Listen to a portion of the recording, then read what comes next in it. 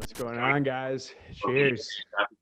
We got Teeoh here with us, and something we want to start off by talking about is kind of like genres, especially in like EDM. It's such a weird thing to try and put a title on some of the like infusions of sound that you guys create. So if you could start off by telling us kind of what you would consider your genre, if you like genres or having a title, or kind of where you think you fit.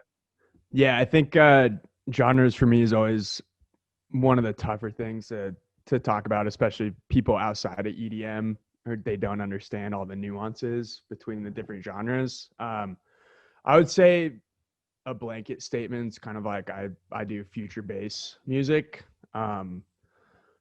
but that genre kind of gets a bad rap just because of I'd say there's kind of a cliche-ness aspect to it, right? Super saws, Tom Fills, that aspect. But yeah, and then there's so many subgenres in there, right? Like you're wearing a Son Holo shirt. Son Holo is considered future bass, I guess, but you listen to his music and it's so different than a lot of what I think people would put the label of future bass on. Right. Sorry. You're fine. No, go ahead. Have you heard of the genre of, it's a weird name, it's called like Vapor Twitch? I have heard of Vapor Twitch. So I don't know if it's Vapor Twitch. I've heard of Vapor Wave. That's probably it. Vapor Wave, yeah. So I did not understand that because I saw people saying like Ecali was Vapor Twitch or something. Yeah, I didn't know what it was, and then Spotify told me it was like my most listened genre of last year, I guess, but I had no idea what it was. So if I could take a guess, I would guess it would be like former hero type shit. Okay. That would be what I would guess would be Vapor Twitch. That's what I was thinking. Can we take a second for me to fanboy over former hero, because he's kind of dude. Who I noticed. I went onto your Instagram and I was looking at a couple of your clips from your live sets, and I saw a former hero song your set. I was like, yes. I think that's how we originally connected, right? You guys messaged me off that. You like what I like. We both like the same. Oh. Yeah.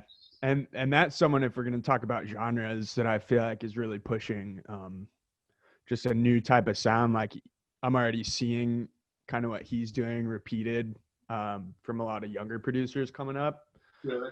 But even him, like when he first started, like what are you going to put that, what label are you going to put him in, right?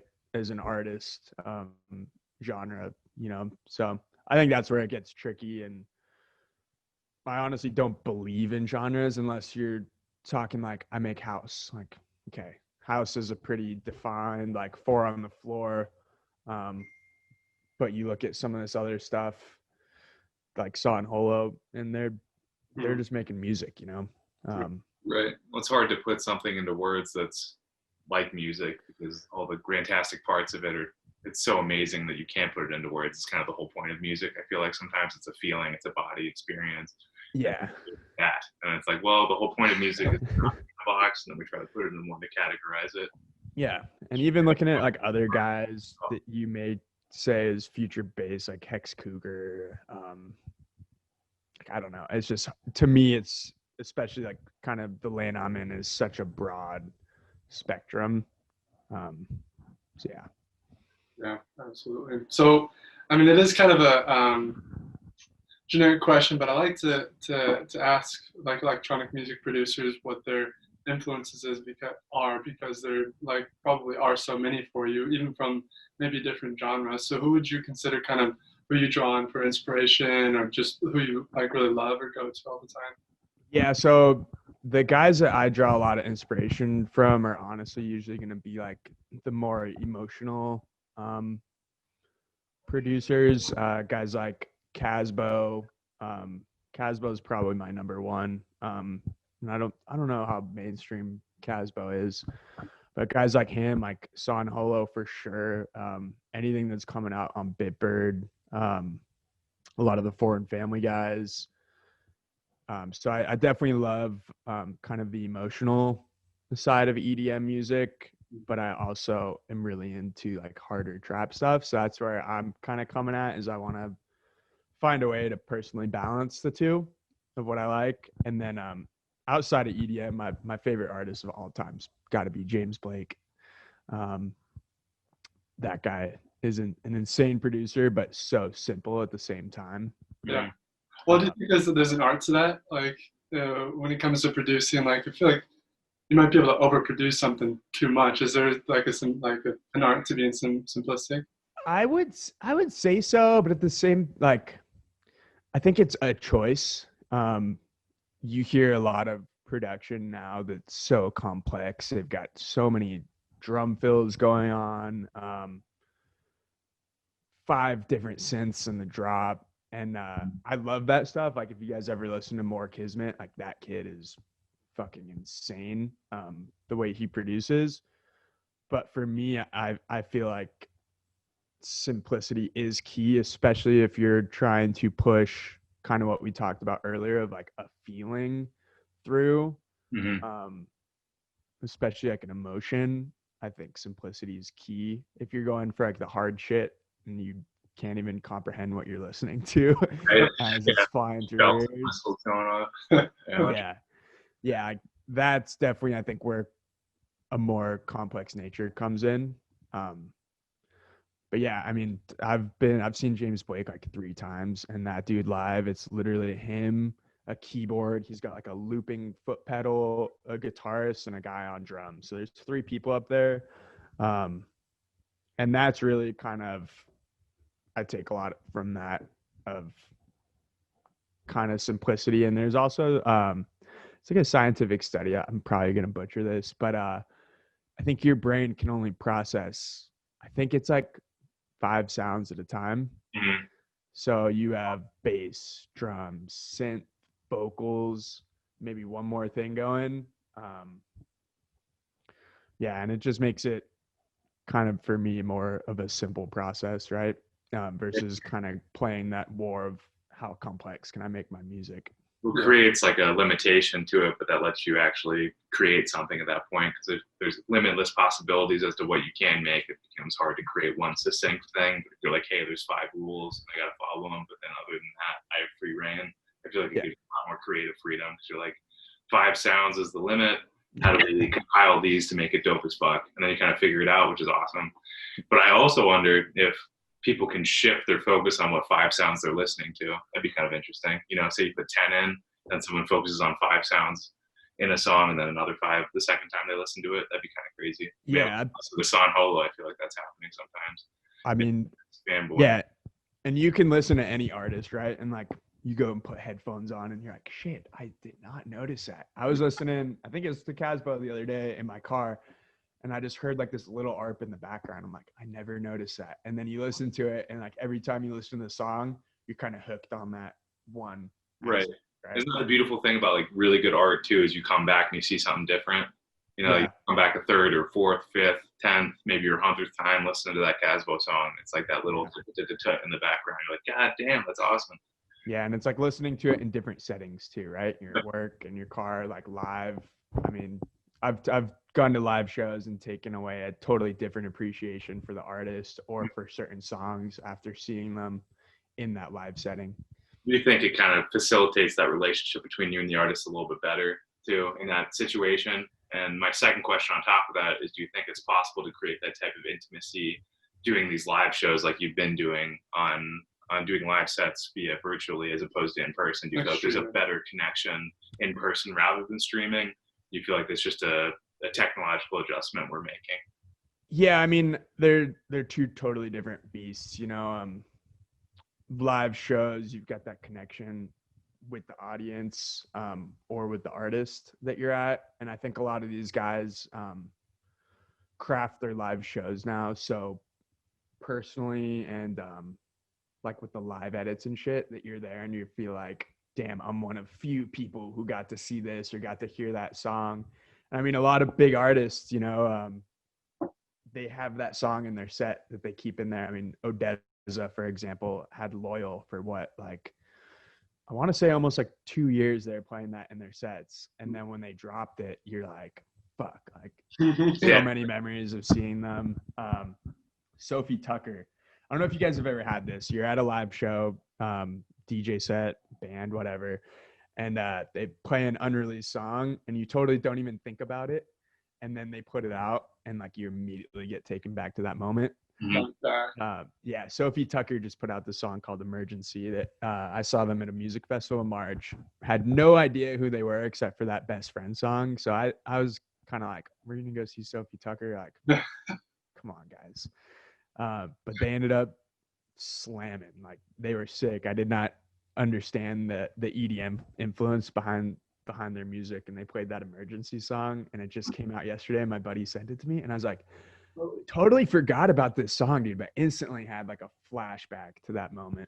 That's awesome. Yeah. It's cool seeing how electronic music is kind of blending into the grander music scene nowadays too, which is interesting. And we were talking with our last guest, Half Dead, about this, but how they were saying that that's going to bump electric music to another layer of like publicity at that point, because it's going to get into more of the pop culture, whereas for so long it was kind of like this side culture.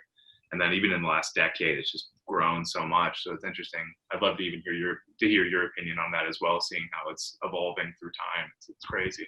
Yeah, I definitely think, I mean, electronic music is going to be the future. I think everyone's kind of known that just based on that, I want to say ease, but like the accessibility to it, right?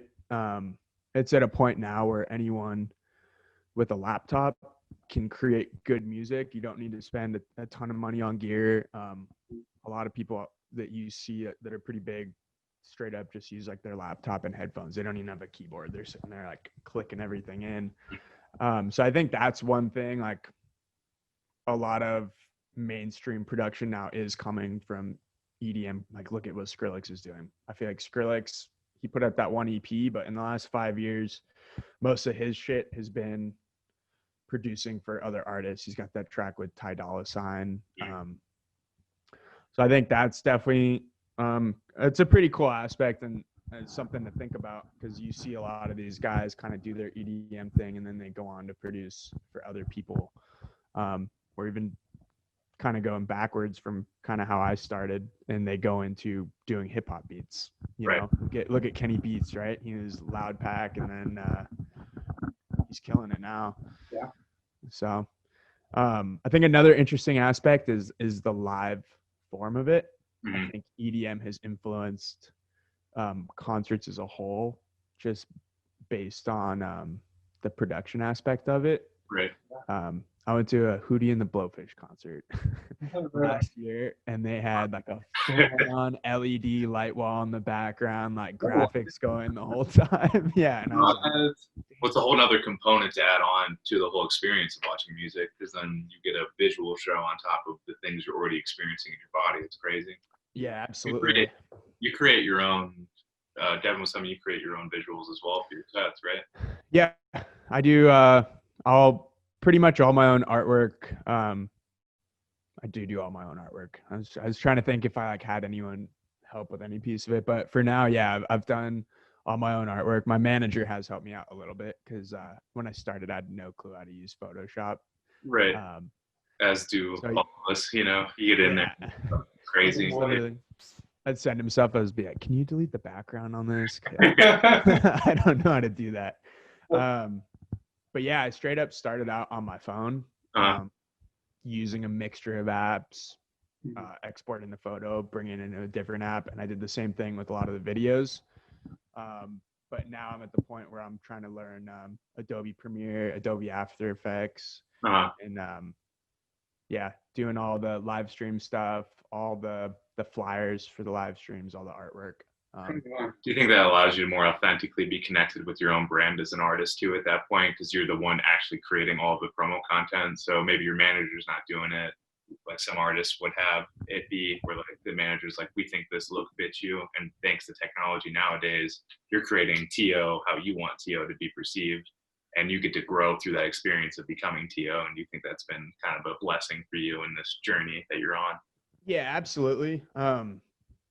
For right now, it's really nice, just because I do have complete control over the art.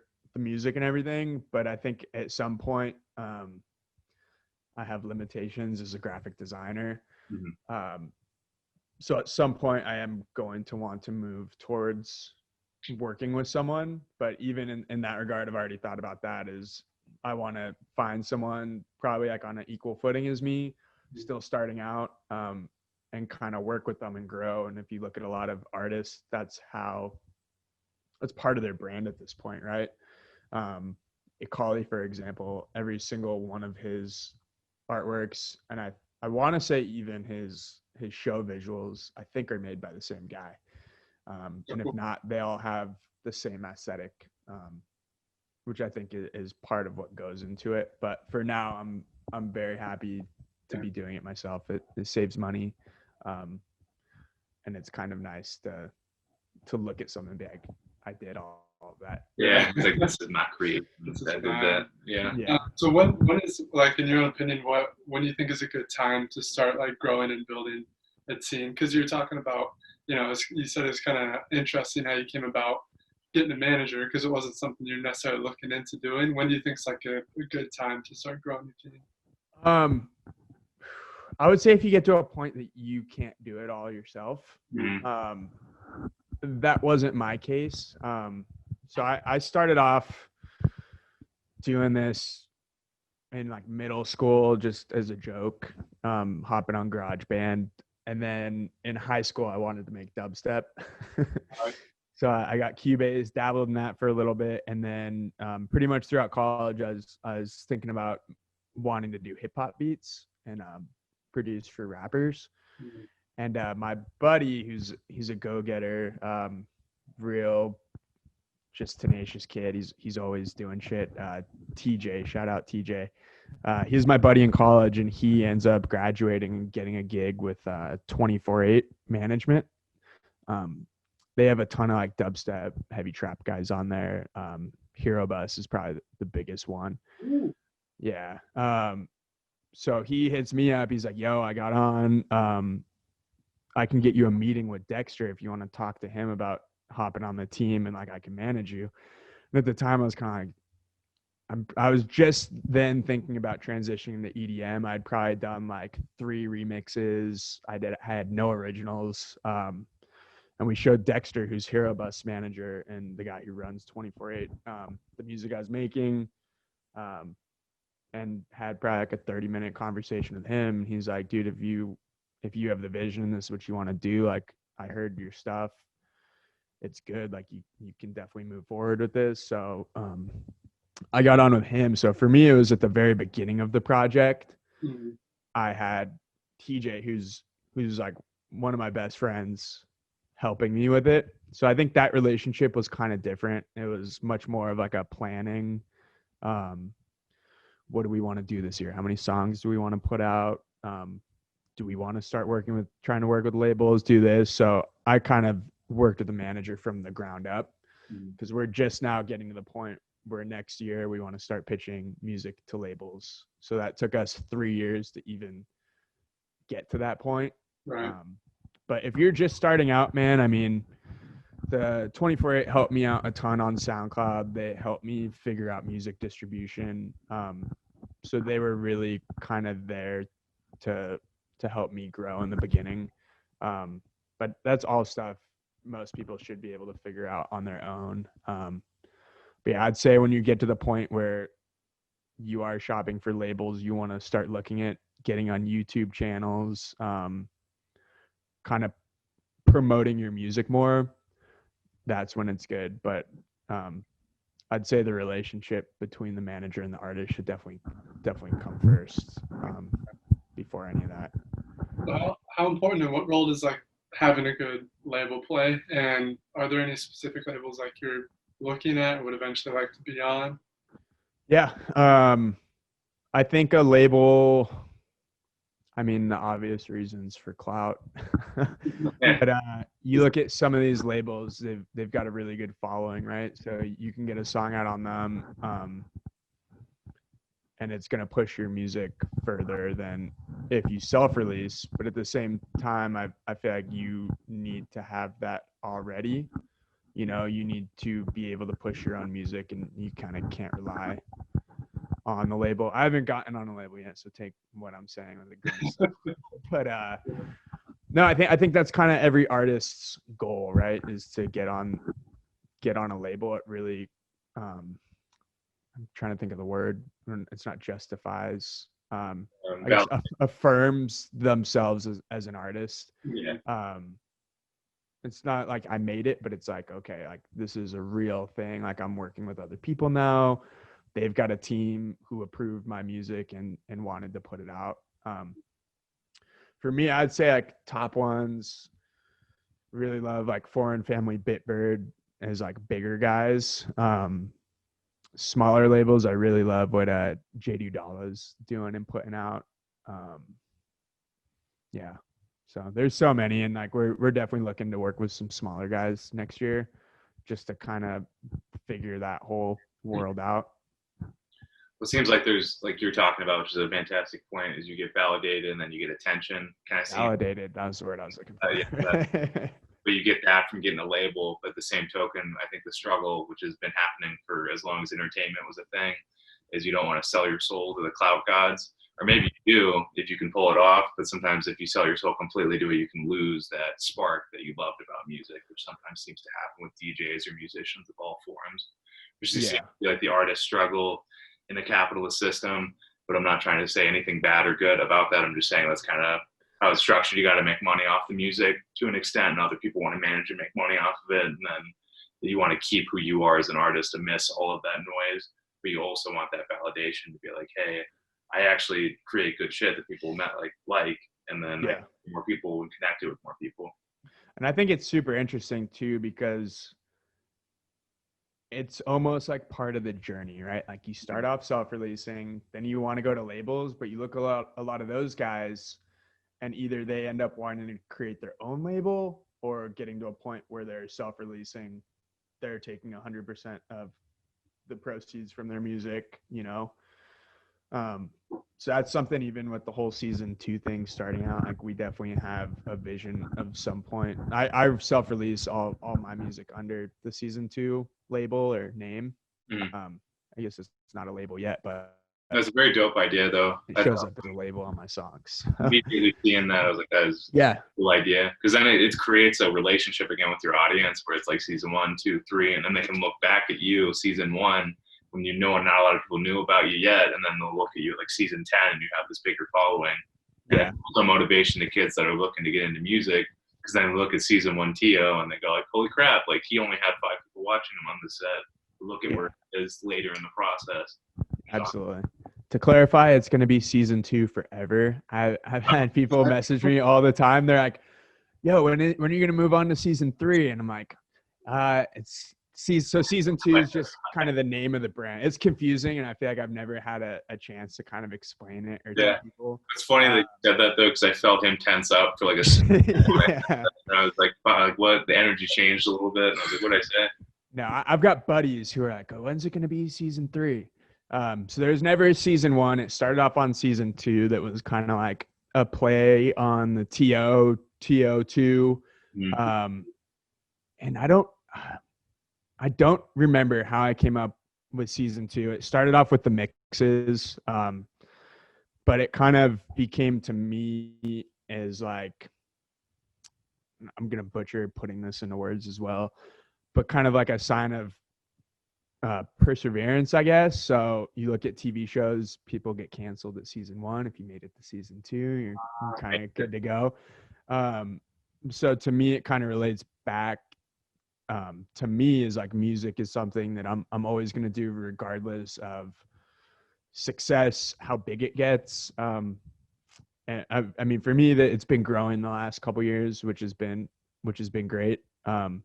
But I get asked all the time, like, oh, when are you going to stop this music stuff? And I'm like, ever? Part of who we are. Yeah, it's part of your identity. It's you as a person, what you want to express. It's awesome. Yeah. So to me, that's kind of the meaning behind season 2. But yeah, we'll probably make it to episode 100 one day. We'll be the longest running season of any. That's what you want. Is that an idea that you like put out stocking, like, do you want to grow that into eventually like your own like label and have people under season 2? Is that the idea? Yeah. Yeah. Yeah, I definitely want to.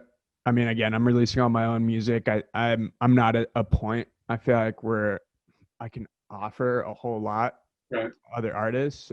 So once I can get it up to that point, that's kind of would be where I want to release other people under the season 2 name.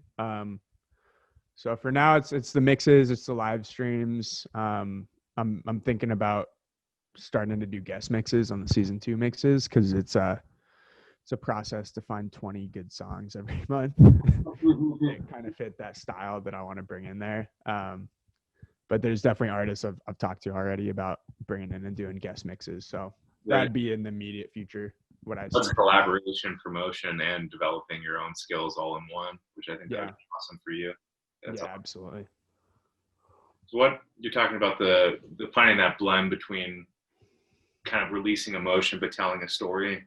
But how does that look for you when you're trying to blend both of those? And how far do you think, are you still refining that process quite a bit of trying to figure out how to blend those two? Because they're both so powerful, but it's difficult to do sometimes. And the people that are able to combine the feeling with the story are usually the most successful artists. But I'm really excited to see your perspective on it and what that looks like for you and what stories you want to tell specifically. If you could just jump into that pool with us, that'd be awesome. Yeah, absolutely. So for me, I'm still at a stage now where I'm wanting to progress to start working with vocalists. So everything I do now is either a sample I chop up, or I just use outright. I play with like the formants on it, the pitch, whatnot. But I would say that the most successful one I've had to date on kind of blending the emotion with the story would be Promises, just because it was a sample from Splice that the chick had. They were all different ones, but they all fit together lyrically. Cool. I think it was like 3 separate samples. So if you listen to that song, I can't exactly think of how the lyrics go, but it's the same lyrics on the first 2 verses. And then before the 3rd drop, that kind of goes into a heavier trap drop. It's the first time she says in the song, all these promises made were broken by you. Ooh. And then it switches kind of the energy of the song. So that was the first time I kind of felt like I really nailed what I was going for. But it's kind of it's happy accidents at this point, you know. But I do put a lot of attention into the vocal samples I choose and kind of what the words are. But doing that on Splice and through other sample websites, it's really hard to get a cohesive song out of it.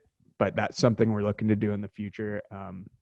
I definitely would like to be involved in the lyric writing process for these songs. But there's a lot of people who do that really well that I kind of look up to. And in Teeoh's head with those happy accidents, do you kind of hit them randomly when you're just sitting on the couch and you're like, that was dope as shit? Or do you come off like, okay, this is kind of a cool idea, and then you come back to it later and keep grinding into it? Or do you just ride that high and try to get something done in one sitting? Or do you kind of space it out? So it depends. I've got like Feel Something, I think, came together in like 2 or 3 sittings. And it's actually funny because the song was totally different all the way up into the end. Really? And that lead I have, that da-na-na-na, da-na-na-na, was, so it's the same melody that's in the first verse. And I literally had like chopped up saw waves, I think, on the first drop. And I think I had moved a MIDI file onto something else and it was a different sound. I was like, fuck, that is dope. Shit. But that one came together really quickly.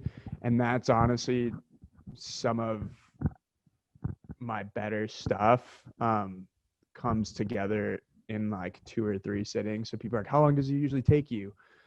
It depends, man. I've got Promises, I think I was working on for like 3 months. But I would say the core idea of songs comes out pretty quickly. It's usually within the first 3 hours of actually getting an idea I want to work with. That progresses. But the whole process is really making a lot of bad stuff until you get to the good stuff. And I think that's kind of like one of the keys to becoming a good producer. I don't know how much my skill set has actually, like, I've definitely learned new stuff in the last couple of years, but it's more of like the taste and the knowledge to be like, nah, that doesn't work. That's not good. So you almost get pickier with what you're making. It's almost like the humility too, where you'll see something, you're not gonna like let your own ego tell you this is like the greatest thing ever. You're gonna find that point where it's that still happens. really. I've woken up the next day after like fleshing out an idea I thought was dope, and I'm like, what in the hell is this? What was I thinking last night? That's pretty fun. It's coming back and going through that whole process, I guess, of looking at it and then acknowledging that sometimes not all your creations are beautiful, which I think is it's a process of just being a creator, being human, you know, is just looking at something and being like, I got really invested. But on day 4, looking at this, maybe it's not what I thought it was. But day 1, I was in love. It's like having like a relationship, you know, with anything, right? Going on a first date. You like, learn the song a little better and you're like, yeah. I don't know. Or you're on a date with like a girl and you're like, man, you're like, this is gonna be something good. And then like a week later, you're like, maybe not. Like, okay, yeah, let's not do this. And it's just kind of figuring it out, you know? Yeah, well, I can tell you this: if a producer puts something out, they must love it because they have listened to it probably 10,000 times by the time it makes it to Spotify or iTunes. So yeah, that's fair. They kind of have to too, I guess. It's that rigor.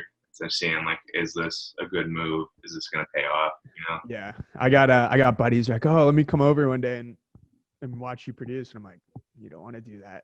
Like, why not? I'm like, because I listen to the same thing on loop for like 4 hours, and I'm making like small changes to it. Especially if you get into mixing stuff, I'm like putting the smallest like compressor. Like, you're not gonna be able to tell what I'm doing. You're gonna think I'm psychotic sitting there listening to the same thing for 5 hours. Yeah. This might be a good time to segue into something you brought up you want to talk about, is just kind of having that balance in producing. I'm sure when you get into the zone of like mixing or doing something, you got to get so burnt out listening and doing the same thing over and over again. When do you know when it's time to like say, I need a break, I need to go do something else, I need to chill?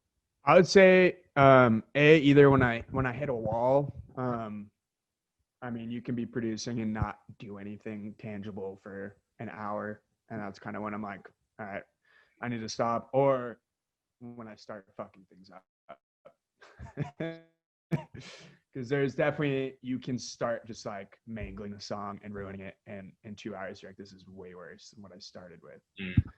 I was actually reading a book though that was pretty much saying that you shouldn't do anything for more than 25 minutes at a time, which I thought was interesting. It was pretty much do it for 25 and then take a break just for 5 and come back to it. Just because you don't really get the gains, you're not as focused as you are in that 25 minutes. It's not something that I've been able to apply yet, because when you get in the flow of producing or doing anything, you usually lose track of time. Yeah. And that's something I've just this last month, I just set a goal of 30 minutes of music a day. It's like, I just need to sit down at the desk. It doesn't matter if I get anything done. Yeah. Just 30 minutes. And I found a lot of the times that 30 minutes turns into like 3 hours, 4 hours. Well, it's setting that schedule where it's like, no matter what, I'm going to sit down and do it. And then that consistency builds off of itself kind of incrementally, I would guess. It seems that's how most things usually go, whether it be like weightlifting or music production. It's like, I'm going to pick this up today for 20 minutes. And then you start liking it. And then, like in your case, you flow into it, lose track of time. And it's like, wow, I just made this thing. And I just spent 3 hours. I got to go to bed. I have work tomorrow. Yeah, absolutely. And that's honestly the best advice I've ever read, was just to put your butt in the seat. Even if you don't do anything, sit down at the desk, sit down in front of what it is you're wanting to do or get done. And 9 times out of 10, you're going to open up Ableton and start working. But it really is that, it's a small choices of, am I going to lay down on the couch and watch Netflix right now? Or am I going to go open up Ableton? Am I going to go watch tutorials? Am I going to practice an instrument? Like, there's so many things you can do. It is honestly one of my favorite. Like, I love producing. I love music. I love DJing. That is my passion, the thing I love most. But it's really an endless pursuit. I don't think there will ever be an end or a time where you're like, I got it down. Like no Yeah. more learning stuff. And I don't think it'd still be. I'm not sure if it'd be the same if there was just an ultimate goal at the end where you just had absolute mastery. You know, right. Yeah. pursuit, it's the chase. Yeah. And there's music, there's mixing, there's mastering, there's learning how to DJ. You can learn how to play an instrument. And even like I got a buddy Bards who is always trying to tell me to try the live, like an actual live set, and I'm like, that's like you need that from the beginning of making your music. I'm like, I don't know if I'm set up for that now, but it's definitely something I'm thinking about because I think DJing gets you so far, especially with what people are doing now. Yeah. A lot of the art, I mean, you even look at like Louis the Child, even bringing in like a small element of putting a drum machine on, bring pads up with you, you know? That's what something sets you apart, you know? Yeah. Yeah. I'm not there yet, but the music I'm making now, I'm definitely kind of more, I'm thinking about that. And it's all part of the journey, right? The first time I ever started thinking like, oh shit, I might have to play live, like my music completely changed then. My music changed after I played my first show. And now thinking about that, that's probably going to have an influence on the music going forward as well. Mm-hmm. Right. No, that makes a lot of sense. And it seems like you have to take unique things from this whole thing of music. You need to take different attributes from different areas to kind of create this ultimate message that you're trying to give off, which is going to be the mixture of the feeling and the story for you. But it's like, what do I need to take from to do what feels like I authentically want to express as an artist? And I think it really comes down to you too. Like, where do you want to be? And then you have to have those conversations with yourself. Like, and in our case too, with the podcast, like, where do we actually want this to go? What's our next steps? What part of these processes do we really vibe with the most? And then what do we flow into? And it's doing that whole game. Hence the process again, though. It's half the fun, you know? Yeah. And I think that's a very interesting thing, especially when it comes to producers, is everyone's so focused on like, I got to find my sound. Yeah. Finding your sound is like, I mean, it's key, right? If you're making music that is emulating others, you're not going to get super far, right? Because there's already that person out there doing that. So I think that is a key thing of kind of taking elements from your favorite music, the artists you like, the artists you look up to, and blending them in your own way versus being like, I want to make music like San Holo. It's like, okay, well, there's already a San Holo, and it'll be very hard to be better than him. Right. Well, it seems like the mimicry is part of the learning process. Would you think that's kind of accurate? Like you see someone you really idolize and you're like, okay, something like that, not exactly like that. I'm going to take some stuff from his rule book and then kind of see where I go after that. But then, like you said, if it's exactly like him, and people are like, well, he already did it and he did it better than you, so why am I going to listen to you? Yeah, I think it all comes down to your influences and blending them, and then kind of finding, I mean, it's almost cynical to say, but finding your own unique sound is almost impossible with the amount of, it's the same thing as like, you can't come up with a unique chord progression. Like literally every single chord progression has been used. Now, can you put it in a new rhythm? You know what I mean? Like there's other things you can do with it, but I think that's kind of what I take away from it. Is a lot of people are, I'm going to find a new sound. It's like, there's not really a new sound. It's a blend of other sounds put together. Right. Maybe you do something different, like speed it up, slow it down, kind of put your own spin on it.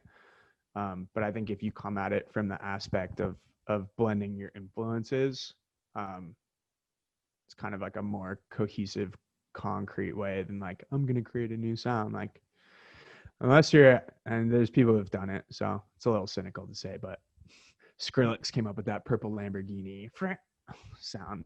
Yeah. Have you gotten to a point where it's like an internal struggle where you kind of try and like change what's coming out, what you're creating, to make it sound more like what at this time you think your sound is, as opposed to like what initially comes out, you're like, oh wait, but I want to kind of keep it a little bit more on brand? And like, yes and no. I wouldn't say specifically like that. I would say that there's points in time where I'm almost at like a certain skill set, or I always say this is the period where you're leveling up, of where like everything you make you don't like. I mean, it's still coming out of you. It's your creative process. It's your art, but you don't like it. And I think that's kind of a level of like, I want to be here, but everything I'm making is here. And you kind of build up to where you want to be. I don't know if that's kind of like on par with what you're saying. But as far as like keeping it on brand, I'd say nothing's been like super forced. I've definitely been, since the beginning of the journey of moving into electronic music, kind of finding how to fit in there, and making my music more dancey, I guess. Because even looking back to some of my early stuff, especially the stuff like How Did We Get Here, I'm like, that's a cool song, but I kind of want to make it more appropriate for live settings, I guess. So I love going to clubs. I love going to shows. So I'd kind of, at this point, I'm kind of leaning towards making my music more in that world, while still keeping the elements that I've been using. Right. Makes sense. Which isn't as much giving up parts of your brand. It's more just making your brand fit certain environments better. You know, it's like this sound is going to evolve to fit this space, level up, like you said, to fit a new environment, but it's not necessarily like I'm selling it to, it's not selling its personality to fit a new vibe. It's just slightly refined in a new area, which is different. Yeah. I mean, if you're going that far to switch up your vibe to try to fit a certain thing, like, I feel like people are going to know, right? It's all about being authentic, and true to yourself and what you want to make. But again, it's part of the overall vision, right? Of where do you want to be? Do you want to be playing festivals? Do you want to be playing in clubs? Like, what do you want to get out of this? Yeah. It's like, what are your goals exclusively, individually? And absolutely. Makes a lot of sense. Speaking of goals, what are kind of your, obviously we've talked a little bit about wanting to get on a label here upcoming year, if it fits you, but what would you consider some of your other like life goals, music goals in the next like couple of years, upcoming years? I want to crush the Sahara tent at Coachella one day. That is a long-term goal. Short-term, really focused on building a real fan base, and putting out music consistently next year. It's something I'm talking to my manager about now, and we're already working on. I did not meet the goals we had for this year, unfortunately. So we're kind of moving on to next year, and without shows and everything, it kind of worked out, because that's one of my main goals, is to start getting more shows and bookings and whatnot. So right now we're focused on making the music that we're going to put out next year. We're shooting for a release every month. So how does it look for you looking for shows now that it's all virtual? So does he try to get you to certain places that are like prospected to have a lot of views, and then he's like, hey, make this set and put it on this platform? Or is it you more just kind of grinding in your process, archiving a lot of work, and then you're going to release a lot of it once this is all kind of died down, the whole COVID quarantine? Are we talking about for the live streams or like original music? Let's do live streams first, then I guess original as well. But live streams, how are you getting attention right now with everything going on, and how do you get your name out with quarantine going on? Yeah, we try to use Reddit. I post on like the electronic live streams page, post on all my socials. Got a group chat with like 30 of my buddies, try to get them in there, as I tell them every time, like, yo, if you got buddies who are into this stuff, like, hit them up. If you know anyone bored on a Friday night, like, let them know this is the place to be. We honestly didn't put a lot of thought into the live streams as far as how that's going to affect the future. I hope it helps out. Aside from the season 2 session stuff, in the beginning of quarantine, when there was a lot of electronic live stream festivals, I got on, I want to say there's like 3 or 4 of them. And that was cool because one of them was a promoter based out of Toronto. Very cool. Another one was a guy named Skellism. Hmm. So here's the thing I'm kind of dealing with is my manager is pretty much dubstep guys. So he'll come to me. He'd be like, "Yo, they said you can get on this live stream festival," and I'm looking at the lineup. I'm like, I'm a little out of place here. And it was something I struggled with for a minute. I was like, this kind of goes back to what we were talking earlier. Is I kind of had to think to myself, how much do I have to compromise to do these sets? As far as like, what's the point of doing it if I'm gonna go in and play like super heavy music the whole time, which isn't really like what I'm wanting to do. Like I don't want to gain attention for this. People, dude, that set was sick. Come do this, and then it's kind of a slippery road to go down, right? So I talked to him about it. We did all of them, and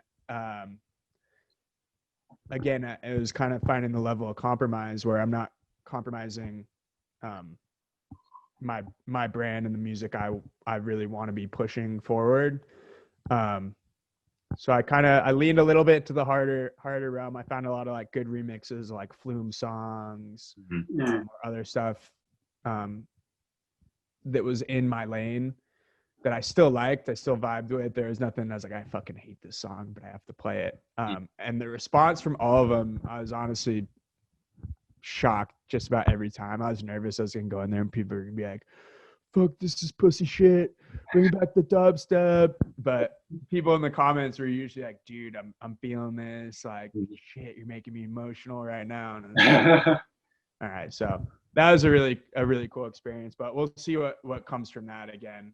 Good for you though, man. I'm happy that worked out, because I'm happy you were able to figure out that balance at least once and see like, okay, I can kind of work this type of room, and then that's that exploration stage without compromising myself too much. But that must be extremely nerve-wracking though, stepping in there initially. We were like, oh shit, like, are they gonna like this? Am I gonna get shit on? I really don't want to get shit on. That's what I was thinking. There was one so I forget what it is, Skellisms. He's like a dubstep guy too, but they were doing DJ sets and then in between talking about the DJ sets, and I was like, I'm about to get roasted now. I think there's like 300 people in there, but the guy fucking like loved it, and I think it almost gave me an upper leg because people were sitting there listening to dubstep for hours, and it's like, okay, here's a guy with a 30-minute set of something refreshing. Yeah. Still goes hard. Like, I love trap music. I'm not huge on dubstep anymore, but I definitely I understand it. And if you see me at a dubstep show, I'll definitely be headbanging. Right. It seems like that for you was one of those moments where being different paid off. So it's like but there's always a risk if you're gonna not be the status quo of that situation or the norm. And there's a lot of benefits to following what's normal for that setting, and then sometimes there's some benefits for trying to differentiate a little bit, which in that case it paid off, as you just said. So yeah, absolutely. And because it speaks to just like stay as true to yourself as possible. Definitely work outside your comfort zone, because to me that's what it was I was initially like, why would I do a dubstep festival? Like, I don't make dubstep. And essentially my manager is just like, dude, it's publicity. Yeah, it's you getting your name out there either way. I was like, all right. And one of them was like the best live stream I had done all in situations like those too, if they've been 10 people walked away from that and they're like, I really want to see what this guy's about and where he's going, and I actually liked the sound he was getting at and I want to hear more of it, then it just feeds in to what you're aiming for, you know? And even if it's a couple more people. Yeah, you're chipping away slowly, right? Yep. And that's sometimes all it takes is you get that one person who goes on and tells two more people. Right. Well, it seems like there's this exponential growth after a certain point too, where it's artists or I guess you go to different levels, but it's chipping, and then it'll just be like boom, and it skyrockets, and then you kind of level out. And some people have numerous of those, so they have one huge hit, and they just climb to like the top of the hierarchy right off the bat.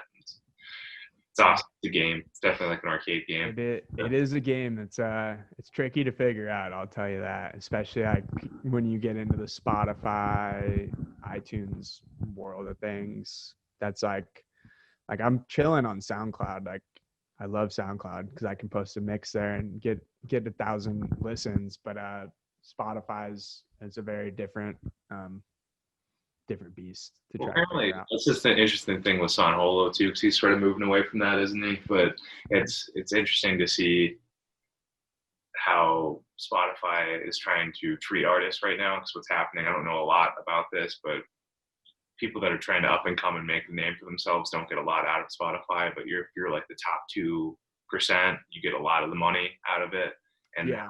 the money gets distributed is it's not like even necessarily, it just goes to whoever gets the most views.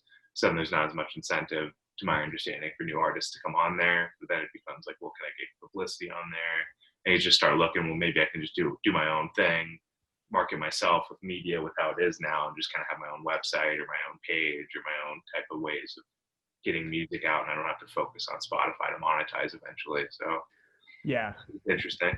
It's for us right now, Spotify is really going to be the focus next year, for a couple reasons. One, because they show all the data. So if you're trying to get booked, I think Spotify is one of the main places that they're going to look. They're going to look at your socials.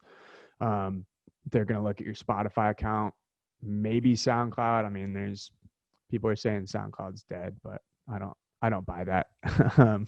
I find all the music for my mixes on SoundCloud, so it's definitely where the underground's still at. But yeah, I think on that aspect, and that's something where we on the last release had a lot of focus on like the numbers of it, which looking back now was kind of a mistake. Like, you do want to bolster up that number, but to do it on an individual release and be like, oh, look at us, we have 20,000 monthly listeners because you got into a playlist. The second that ends and you drop back down to something, like, what was that really worth? Like, did it make you feel good for that month to be like, I got 20,000, but what did you get out of that? Did you actually get fans? Did you get people who want to listen to your music? So that's kind of what we've learned this year. And we're probably going to come with a different approach next year for releases, because we played the playlist game for the last two. Right.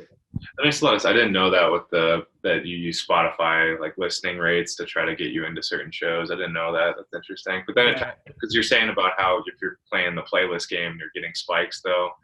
It's interesting to see if your numbers go back down, because then how accurately are those numbers actually expressing your viewers, which is what you tap. Yeah. So it's like you can have that spike, but then how many people actually listen to you, and then that's where the data doesn't necessarily express where you're at as an artist. Yeah. Because I mean, a lot of the smaller guys are paying to get into these Spotify playlists, and I mean, you have to get accepted. So it's not like, and you're not paying for fake listens. Like, it is a form of promotion. Mm-hmm. But just think about your listening habits, right? If you're gonna go into a playlist, are you looking at the song names the whole time? Right? You're not choosing the songs. So yeah, you're gonna get a play, you're gonna get a listener, but are you gaining a fan out of that? Do people know who you are? Do people know who made that song? So yeah, it's probably something we're still going to look at, but in combination with we're thinking like Facebook ads and trying to play more of getting your music on YouTube channels. I hate to say it, maybe TikToks. Instagram Reels. Yeah, right. Yeah. So, again, that's a whole other side of it to pay attention to, is the marketing promotion aspect of it. And that's where it's been good to have a manager to bounce ideas off of and kind of talk to someone about all that stuff. No, that makes a lot of sense. I was thinking with TikTok too, at least I haven't seen any real DJs utilize it too much to express their music per se, but I think they show more of their personality. And I mean, you've looked at more TikToks than me, but it's ouch. How dare I? Our other roommate, he's his roommate, but he watches a lot of TikToks. But I haven't seen like a DJ actually express a song on it. I think it's more like getting to know the person, and it makes people feel like they know the artist better, which is, I guess, the benefit on that medium. But it's kind of hard to get the hit of a song and all the feelings and stories and greatness of it out in a short little clip designed for quick engagement. But I don't know. Maybe someone will pull it off. It could be you, Teeoh. It could be you. What you got to do is get someone to make a TikTok dance trend. Stan Holo did that with Lost lately. Really? Yeah, Really? I don't know if he created the dance or had someone else create the dance, but I think he went pretty viral with that. So that's I mean, TikTok for me is like I don't think I'm gonna make a TikTok dance song. I definitely It's not your goal, man. Come on. My music usually comes out a little bit on the darker side. There's some angsty 15-year-olds on that medium. Sadder, yeah. I don't know about you. I'd love to see a TikTok to feel something. Yeah. It'd be like the memes where they're like happy and then it goes dark and they're like crying. Yeah. Face or something. That's awesome. Yeah. Well, is there anything you wanted to specifically talk about? Yeah, I wanted to just something that I've kind of figured out the last couple months, and if there's any producers listening to this, especially those struggling with working a full-time job, trying to make music, and also maintaining relationships in your life, it definitely seems nearly impossible at first. But I just kind of want to talk about how focusing on yourself first before you even worry about any of those things, I feel like will provide you the greatest return on whatever it is you're trying to do. It's something I've struggled with. Like I definitely don't make as much music as I want to be making. I don't put out as much stuff as I want to be. Pretty consistent with the mixes and all that. But yeah, taking care of yourself, make sure you're sleeping, eating right, taking vitamins, exercising. Like in the last couple of months, I've gotten to a point where I did like 5 demos last month, which I've never done that much in my life. Part of it was because I wasn't drinking that month. I did a sober August. But yeah, if you take care of yourself, I mean, wake up early, exercise, do all that, and kind of find what works for you and your lifestyle, you'll find you're a lot more motivated, and you have the energy when you're done working to sit down and make music. Which I think comes out healthier at that point. You know? And people kind of do it the opposite way, right? They don't think they're like, I have all these things I need to do, but I don't have the time to do it. It's like literally like my mornings, I take like 2 hours between waking up and going to work because I'm exercising. I meditate in the morning. I make my smoothie, which takes like 15 minutes, all the shit I put in it. Making coffee, like I literally just relax, slowly go through my stuff. But it gives me the energy at the end of the day to actually sit down and do music. And I feel like I've been much more intentional, can't talk today, about how I go through my days. It's made a world of difference. That's awesome. I'm happy for you, dude. That's awesome. How long have you been meditating for? So like every day of probably the last 3 months now. I've dabbled in it on and off probably for the last like 2 years. There's in the beginning, I didn't really think I was getting anything out of it. I was kind of like, this is a waste of time. I'm spending 10 minutes of my morning just fucking sitting here.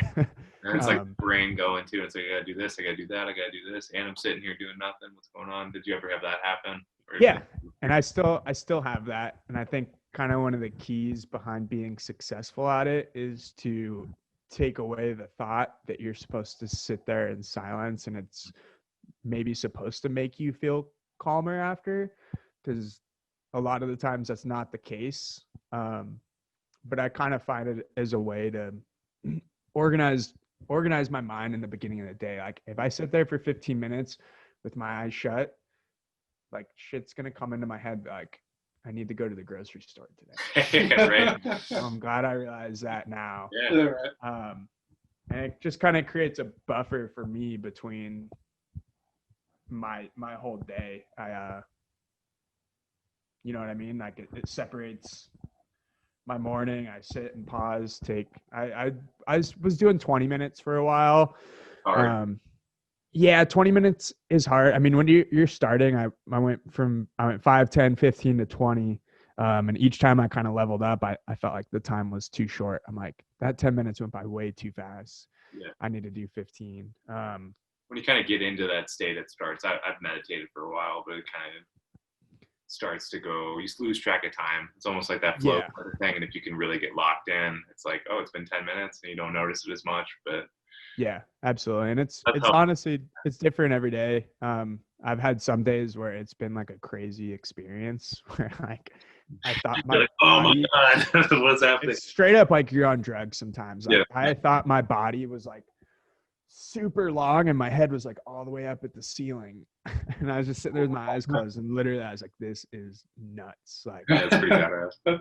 Your body just feels like it changes and morphs sometimes. And that's not every time. Like it's if you get locked in and you can really like clear your mind, but most of the time I'm thinking about a ton of shit. But then you bring yourself back to like, okay, think about your breath. It's nice to have that time to set your intentions for the day, which is what you were kind of getting at. But it's just nice to give some structure, but also give yourself that time to get away from everything for a couple minutes and just hit the pause button. As much as it's like we have 30 things we got to do today, and you're trying to press the pause button. Why would you do that? Right. It matters. And it's like I'm not trying to be stressed out right now. Stop it. Yeah, it definitely creates a buffer between like what you have to do that day and just like you can literally think about it. And then usually the rest of the day, it's kind of like, okay, I already dealt with that in my head. We can move forward now. But also it's just a great life tool, I think, to kind of separate you from your thoughts. And it'll make you realize like you are not your thoughts. Like there is something else behind that. You know what I mean? That's the fundamental thing, in my opinion. Yeah, it's awesome you acknowledge that too, because that's the fundamental thing. I think is just acknowledging that you're not your thoughts and being like, okay, when I'm stressed out, that's not entirely me. That's just I can observe it, but I'm not consumed by it. When you're stressed out, and from an artist standpoint, I think anyone who's creating something can relate. There's so many emotions, a lot negative, that go behind trying to create something. There's the imposter syndrome of what am I doing? Like, I'm not good at this. I shouldn't be doing this. Who am I to put music out? To other people, you're like, fuck, I suck. I'm never gonna make it. Like, look at these guys, you know? And then there's also days where you're on top of the world and like, damn, what I made last night. Exactly. It's gonna slam. It's the waves. And I think meditation's kind of helped me be like, okay, it's just a negative thought. You're having a bad day. Like tomorrow can be a great day, you know? Right. I think it doesn't help you acknowledge that you're not your creations either. Because I had a lot of issues with that with creative work, but I would get so attached to it because I write a lot, but I get attached to it. I'd be like, this is me. But then you just it becomes toxic at that point, as opposed to saying, hey, this is something that came out of me and my awareness, but it's not necessarily me. It's like it's out here somewhere. I think that comes in waves. When you're in the creative process, I think it's much easier to latch on, especially like if you're creating a project, right? Like right now I'm in the process of making a ton of music, but I want to do like an EP next year and kind of what we were talking about, 3 cohesive songs that kind of fit together. But like already thinking about going into that process, to me, like that's kind of something you really want to immerse yourself in and feel like that is you, but also being able to detach from that at points. Yeah, to me, that's part of the process is when you're creating something, you're definitely like all in with it. But then once it's time to release, it's almost like it's not yours anymore. Right. You're giving it out for other people to enjoy. Right. Well, the process of creating anything is so intimate, in my opinion. And then once it comes out, though, it's like it's kind of that old dilemma where everyone's going to judge it once it's out in the world and your kid's out in the world, but it's like at the same token, you're detached from it at that point. So that way every jab or every praise you get from it doesn't send you on a spiral up and down, you know, which takes discipline and I guess mindfulness to do that. But if you can, I think it makes your life much, much less stressful. Because you're like, yeah, I made that. It's like, okay, some parts of it weren't perfect, or some parts of it were really dope. Like, you don't like it, that's okay. You like it, no. Like, yeah, that's something with any art too, right? The thought of making it perfect. Yep. Is, to me, you don't want stuff perfect. If it's perfect, it's probably a little boring. Well, you acknowledged that when you were talking about your whole process too of creating. You said it's kind of a lot of mistakes until you kind of figure out something you kind of jive with, and then that was really interesting because then that shows that you're maybe not so much looking for the perfectionism. You're striving toward it, but it's okay with you if it never actually is perfect. It's just like you're going through those iterations, but it's that process of watching it grow and morph and change, which is so powerful for you, which is awesome. Yeah, absolutely. And there's two things on that. One, if you never exported a song, it would never be done. Like, you would sit there tweaking something. You would come. I mean, I have songs now where I'm like, oh, I wish I did that on it. But once it's out, you kind of can let go of that feeling of like, okay, I can put this one away. And second, a concept that I learned that is really interesting. I love kind of relating it back to music is wabi sabi. I think it's just wabi sabi. And I want to say this is a Japanese idea, and they do it with like plates and bowls. So if a plate or bowl is cracked, they fill it in with gold. What's up? It's kintsugi, dude. Kintsugi. Isn't it? I think it's something called wabi sabi. Maybe it's a different culture then. Okay. I'll have to Google it. So what did you say? It's kintsugi? Yeah, I'm pretty sure. Okay. Japan. Maybe it's different depending on the culture. But. Maybe it's China. Okay, so kintsugi. There's something wabi sabi because I've got a whole book. Wabi sabi sounds. Yeah, I'll start saying wabi sabi. But yeah, and just taking that, I think relating that back to any art form, I think is a valuable thing.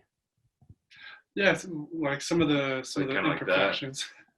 Is this kintsugi? Yeah. Okay. We'll put like gold in broken plates. Kintsugi. Doesn't do you guys listen to Drew Lou? Yeah. Do they have a song called Kintsugi? Maybe not. I haven't heard of it. It's fitting. So, yeah. Will do. You gotta look up wabi sabi now. I know if I'm wrong or not. I'm gonna look like an idiot. Wabi sabi sounds like a dope like sushi restaurant. Go to wabi sabi for happy hour. Yeah, right. Yeah. Some wabi sabi bombs, bro. Let me see. Wabi sabi. Yeah, so I think it's the. Yep. Okay, so it's the same thing. It is. It's the same concept, but I think yours is actually wabi sabi is like the whole idea, and then kintsugi is just like an expression of the idea of wabi sabi. So it's like the actual art of filling in. Okay. Yeah, so it's like imperfections and acceptance is wabi sabi. Probably was why there's a whole book on it that you were reading, which makes sense. It's a really big concept, and then kintsugi is like the form of wabi sabi, as far as that makes sense. Which makes a lot more sense. Yeah, but I thought that was cool. And yeah, anytime you can take a different concept from a book or something and relate it back to music or use that as inspiration, I think that's always pretty cool. Mm-hmm. There's like growth attached to it. It's fantastic. Yeah. Beauty and imperfection. Son talks about that a lot, and why he likes to use analog and certain guitar clips that aren't necessarily perfect, just because like it's that what gives it that little bit of extra character. Yeah, I've taken a lot from that, and just artists I look up to, like, and there's so many ways to apply that to music, right? If you have an LFO on a sound, instead of lining it up with the grid, take the LFO, move it a little bit, putting just like pitch modulation on stuff. Like one of my favorite synths ever is Rufus Du Sol Inner Bloom, and that synth is just like it's not. If it was a straight line, that would have been totally different song, right? But the fact that it's kind of, I think that's a good way to kind of put emotion into your song. So a lot of the times I'll kind of use those ideas and apply it to my own music. Yeah. You mentioned you did like a sober August. Is that a personal choice? Is that something you do with other people? Or? Yeah, it's a personal choice. I did it by myself. I was honestly, I've never had like a problem. I wouldn't say a problem with alcohol. But I did see it as something kind of holding me back as far as you work Monday through Friday, and then if you get drunk Friday night and you're hungover on Saturday, um, you're not going to be super productive.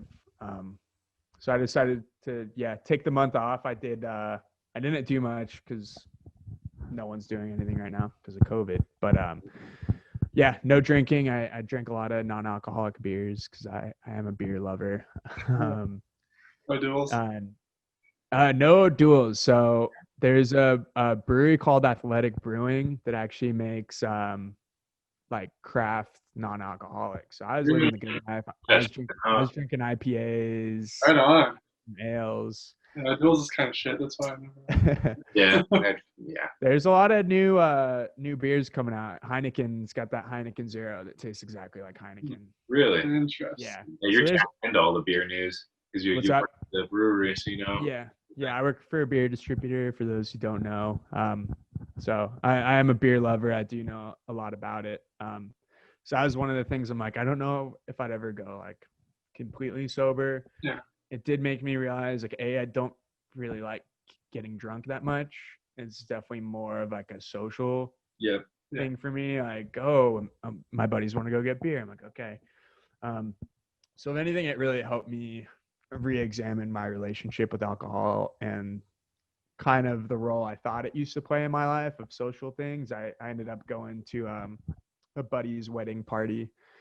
It was like the 26th. So I had the internal dilemma of like, should I just say screw it? I'm like, I'm almost there. I almost did a month. And I was like, no, this is going to be the biggest test for me to see if I can do this. So I crushed NA beers and I realized like my habits of talking to people and just like the hand to mouth movement and how I felt like I always needed to have a drink in my hand and all this.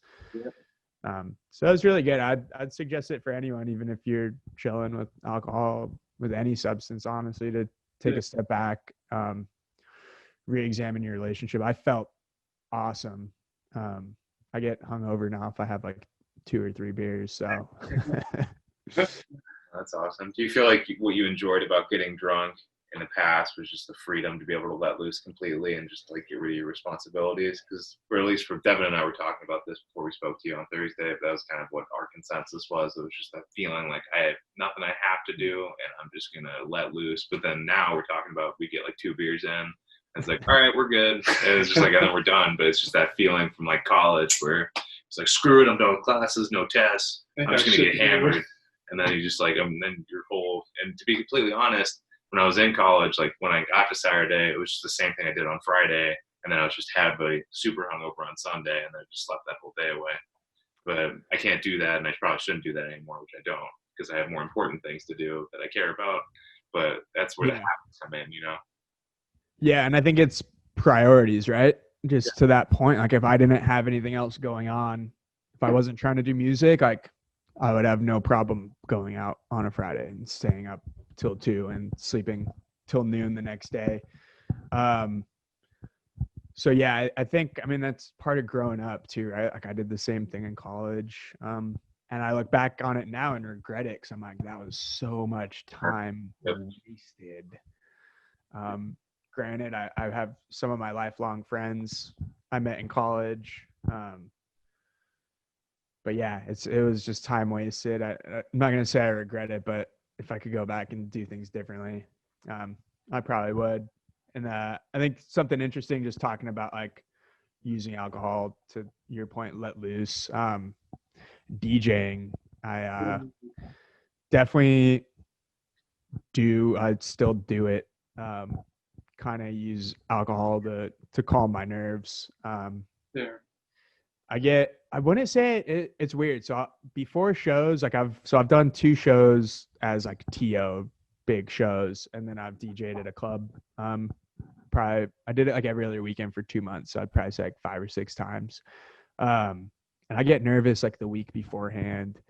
And I don't know if I can attribute to the alcohol or attribute it to the fact that like once I'm at the club and I'm like, okay, this is happening, I kind of have a level of acceptance. But I've always felt like I needed to drink a little bit to kind of calm those nerves and build that confidence to get up there and do my thing, which, yes, maybe it helps you at the time, but if you're ever looking, this is what I think about, like if I'm looking to be a touring artist, like is that a sustainable way to cope with that and do that every single night? Yeah, it's almost at the macro level too. It's like, what's your relationship with the alcohol? So if it's 1 or 2 beers or however many you have before you DJ, and it just helps you kind of settle in. 3. So Three is my number of there you get go. the Helps you settle nerves down. what can happen in like, I guess maybe with some artists when they start going on tours, 3 turns into like 8, and then it just becomes normal, and then that's where it starts becoming a problem because you lose track of it. But the interesting thing about alcohol is it is really good at all the things you just said, calming your nerves and just loosening your inhibitions. It's fantastic at that. It's just maybe it's not the best thing to use in excess all the time, but it is great. Maybe if it only is once a week and that works for you, and then it helps you settle in, you could say you're using that as a tool for what it's designed to be used for, which is to connect with people and let loose. But you don't want that relationship to become toxic, and that's where you got to watch out. Yeah. You could drink too much water and die. You know. And I don't see myself ever going like completely sober, but when shows come back, I'm definitely gonna try to not drink before. But then there comes the point too where after you want to celebrate. Yeah. And, so well, it's all interesting. That's ties into the clout too, like we were talking about earlier, like that there's things that come along with the clout that taste great but maybe aren't great for you, you know. And what I mean that is awesome parties and around lots of people, and you're at these high status places, and then pride comes before the fall, I guess you could say, and then you're like, wow, life's great, and then you look at what you've been doing, and it's like, I feel horrible, I can't create like I used to, I'm drinking all this and I feel like crap, I'm low energy, my priorities aren't straight, and it's just that really thin line you got to walk to try to figure it out. But that's kind of where the fun is too, though. It's that tension, and it's like, this matters to me, god damn it, I'm gonna make it. And then you kind of walk that line. Yeah, I think there's so many people too that you can look at and learn from their stories. I mean, Flume, I think there was like one podcast he did. I want to say it's his girlfriend too. But he did a podcast where he talked about it. I believe he had an issue with alcohol, and it was because he would get so nervous before shows that he would drink. And now he's at a point where he doesn't drink anymore, or at least not before shows. I'd have to re-listen to it. So sorry, Flume, if you're listening to this and I'm wrong. But I think it's important to kind of look at struggles other people have had. And if you can learn from them, you're probably going to be able to save yourself some trouble. Right.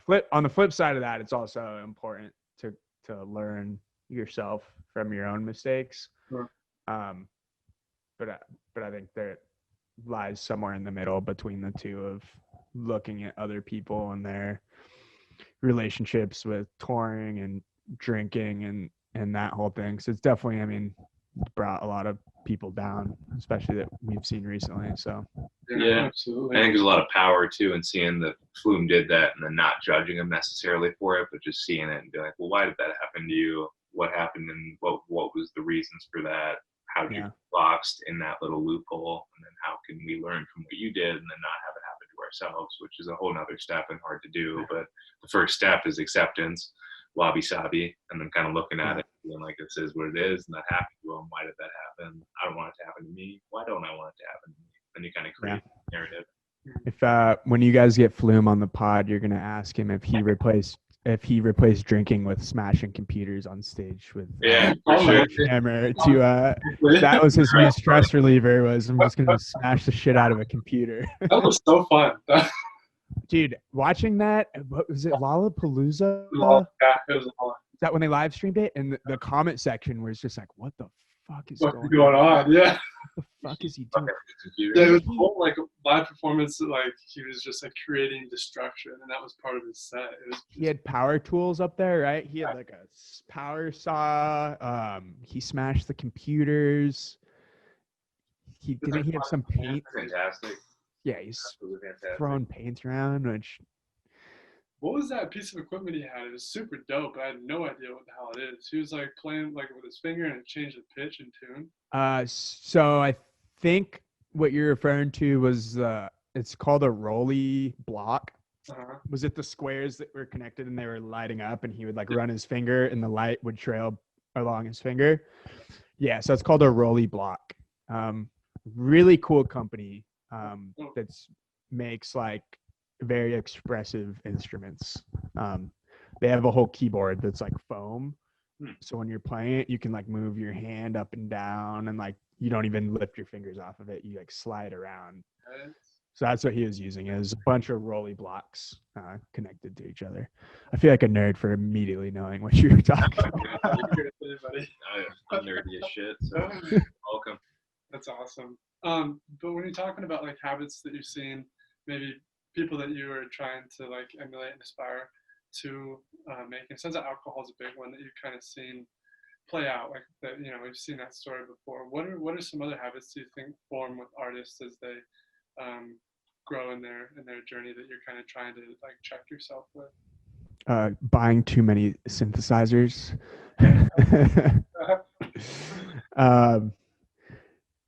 I don't know. I mean, there's all the cliche ones of like artists talk about comparing themselves and kind of the inner drama of being an artist. But as far as habits, I'd say everyone's kind of got to find what works for them, right? There's definitely things in the creative process I've learned from other people to kind of streamline. But when it comes to lifestyle, I don't think any two people are the same. And it'll forever change, right? Like if I knock on wood, when I get to the point where I can quit my job, that'll totally be a whole nother level of self-discipline to learn. Because right now I think it's almost like a positive, right? I only have so much time to get what I want to do done. But in the future, like you have all day. Am I going to play more video games? Am I actually going to use that extra 8 hours to make music? Like I don't know what that looks like. So I think habits are very personal, something you got to figure out for yourself. Yeah, that's like what sacrifices do you want to make in alignment with your goals? You know, and just understand you're always kind of going to have to make choices. You always have to make choices. That kind of thing. Like you will actually always have to make choices. There's a lot of responsibility. It is, but that's something I feel like I've been blessed with through COVID. Is it kind of took the social life aspect completely out of the equation. Yeah, right. I no longer had that choice. So I got to put a lot of focus on music and kind of working towards my goals. I saw something interesting the other day, and it's kind of one of those like harsh truth things, but it was along the lines of if you didn't do what you said you didn't have time for during quarantine, then it's not a discipline thing. It's a truth thing, you know. Absolutely. Yeah. If you think you don't have time, you probably don't have time because you think you don't have time, you know. That's where I got caught up initially because I was like, so I'd buddies, quarantine happened. They're like, dude, you got to do live streams. I was like, I'll look into it. So if you go on my Instagram and look at how the live streams started out and to where they're at now, like put a lot of time and effort into getting them to that point, just with the whole lighting setup, the visuals. But they're awesome. Really I was nerding out because I like doing visuals a lot and doing that type of stuff on top of sets. But I was like, this is very cool. I saw where you're like your hand animation that was going like this. I was like, holy shit, I recognize that because I look at websites and I look for the same shit, you know. A lot of them. If anyone's ever looking, I mean, I'll give my secrets away.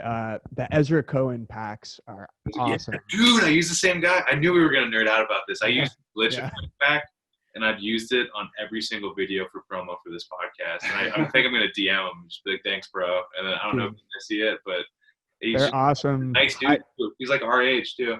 High quality stuff, and he puts tutorials in those packs. So like, I had no clue what I was doing on After Effects. I still don't. I know how to like blend backgrounds and do a couple things. I just learned how to like move the videos, like so they zoom out. So I'm still learning all that.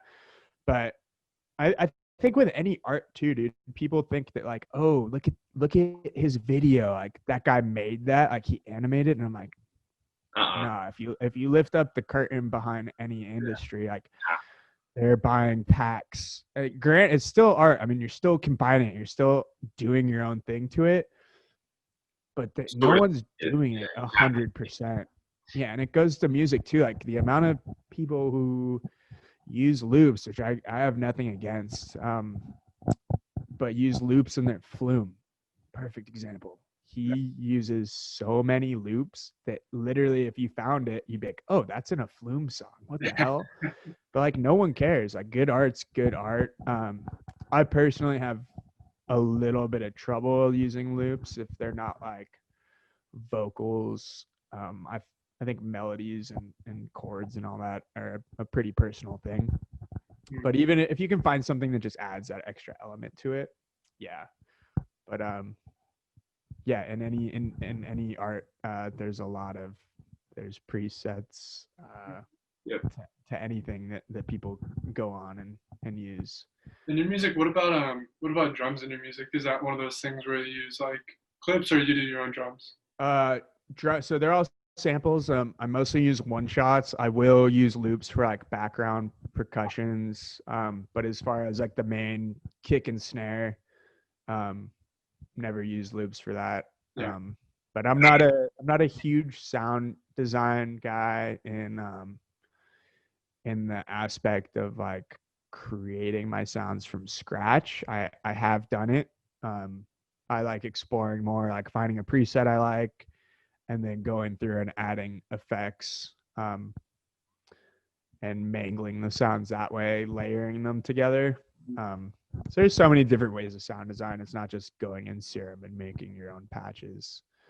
And that too goes to finding your sound. Like I've found there's an effect that I like to put on everything. And I've got a setting for it I have saved. I'm like, ooh, this needs some erosion. Put erosion, erosion on this.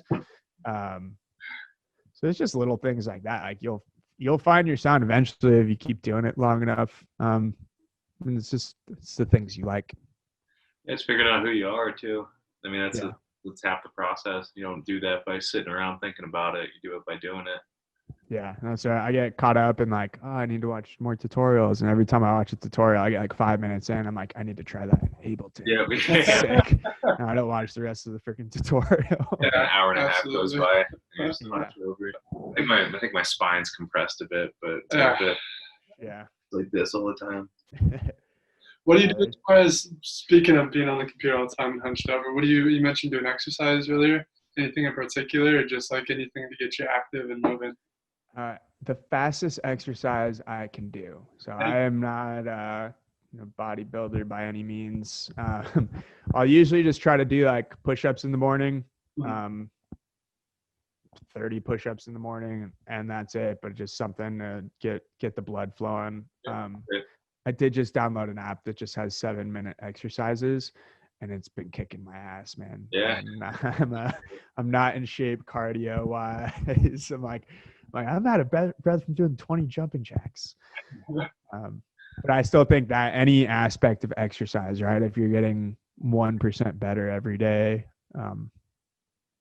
by the end of the year, you're going to be a different person. So incremental gains, super powerful, a little bit every single day, bro. Yeah, absolutely. Well, it is your birthday tomorrow, sir. Oh, thank you. Happy birthday. Yeah. I appreciate it, guys. Yeah, turning 27, so I'm getting up there. I still feel like a 19-year-old, except for the hangovers. But they catch up. Yeah. How does the passing of time, if at all, has it changed for you? Like, this is another birthday. Do you look at that year differently now? I wouldn't say so. Birthdays to me now are kind of like, I don't like them. I don't like a lot of attention. I don't like people singing happy birthday and shit to me. To me, it's just like it's another year. I am getting up there in age though, and I think looking on some of the producers now who are straight up 14. I'm amazed. You ever heard of Pluko? Fluco's awesome. Yeah, Yeah. he's like, I looked him up too. He's like 16. I'm like, how? Yeah. Like, he's killing it. And I'm like, how are you doing this right now? Well, some of these kids, man, they've been doing, like, I think Fluco's probably been in Ableton since he was like 8. Yep. Yeah. It says you read the instruction book back and forth. Jesus. Yeah. Yeah. Fluco's awesome. He's a great example of someone young. I mean, I think he played Coachella when he was like 16 too. So yeah, I mean, I just take it kind of what we were talking about earlier. There's definitely times where I see these guys, I'm like, they're so young. Like, I'm 27. I'm going to be a dinosaur before I get anything going. But I think it's important to not compare your journey to someone else's. I think a good rule to live by is compare yourself to who you were yesterday, not who someone else is today. That's a good one, so you don't degrade yourself while you're in your own process, you know? So it's not about status necessarily. It's more about how you grow. Absolutely. And that's something I always see. People are like, how's music going? I'm like, better this year than it was last. So it's easy to get down on what you're doing, but even looking back in the last year, I went from never playing in a club or getting to do a show before. I've done 2 shows as Teeoh. I've played in the club a handful of times. I did the live stream stuff, released music, kept up with mixes. So yeah, it's easy to look at what other people are doing, but as long as you're progressing, not going backwards, I think you're doing good, right? Yeah, I think that's pretty great, honestly. As good as you can do, in my opinion. Yeah. Alrighty. So do we want to? Yeah. Another one. Or? It's like time if we want to call it. I know you got plans tonight, being it your birthday and everything, but just want to take a second and say we really fucking love your music and we appreciate everything you put out. It's really, really good. Well, I appreciate that, guys. Thank you for doing what you're doing. It's awesome. I feel like there's not enough people talking to DJs, especially guys coming up. So yeah, I appreciate you guys having me on. It was great talking to you. Yeah, and we have your handles and everything, but if there's any extra places that you feel like people can find you at the end of, I mean, you could share, you share a lot of your stuff on a lot of different mediums, but if you want to get it out on here, fantastic, just to say where we can find you, people can find you, where they can follow you, and where you intend to be in the next couple months, and how they can track your progress. Yeah, absolutely. I'm on all social media, even TikTok. I don't post on TikTok, but I think I've got one video up. All social media at Teeoh Beats, Teeoh. I'm on Spotify, iTunes, Deezer, Amazon Music, Tidal. No one uses any of that shit, but yeah. Okay, cool. Yeah, you can find all my music there. I put out a mix called Season 2. Second Tuesday of every month, so you can keep an eye out for that. And as far as the rest of the year for releases, we're planning on being a little quiet. We want to build up a back catalog to really get after it next year. But 2021, expect a lot of new music from me. Fantastic. Looking forward to it. Yeah. I appreciate it, guys.